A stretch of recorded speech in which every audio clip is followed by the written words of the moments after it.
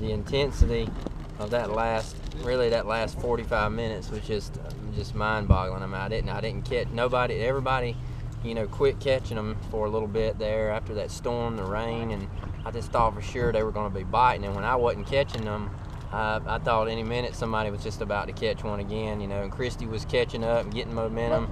Luckily, Wheeler was the only one that was right there breathing down my neck, and he kind of shut down about the same time I did. And then right there in the last 5 minutes or 4 minutes, I caught that last 2.5 or 2.5, 2 3/4, something like that, and that gave me a little bit of cushion, because before that, if he'd have just caught a 12-incher, I'd have been in second.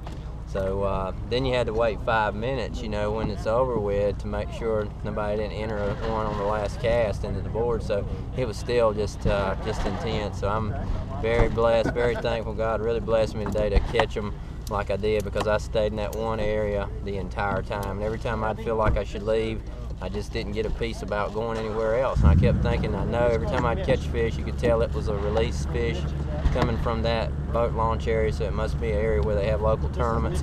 And I'm just really blessed that I found that place and figured it out early this morning, and it paid off with a win. How did you catch your fish today? I mixed it up in that one area a little bit. I caught the first ones this morning on a little shallow square bill, and then on the rocks and on a couple just them shallow banks.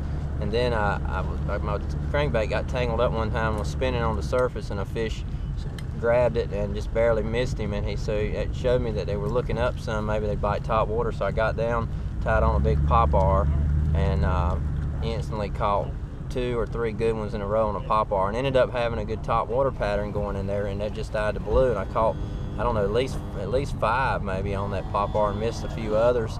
And then I caught a good one during the crunch time on a Cinco that missed my popar, and I skipped it. Just a pretty, I mean, just a perfect cast in a hard place, and got my bait in there while he was still hot, garden fry. And I caught him on a Cinco under a bunch of cables on the back of that big police dock. And then late in the day, I went a little bit deeper with a deeper crankbait. It goes about 6 or 7 feet, and caught my last 3. I caught a 3.5 pounder kind of late, and then a 14 ouncer, and then that last 2.5 pounder, and it kind of sealed the deal in. So mix it up, basically 2 crankbaits, 1 popar, and 1 Cinco fish, and that's how it all went. Well, congratulations on making another cup.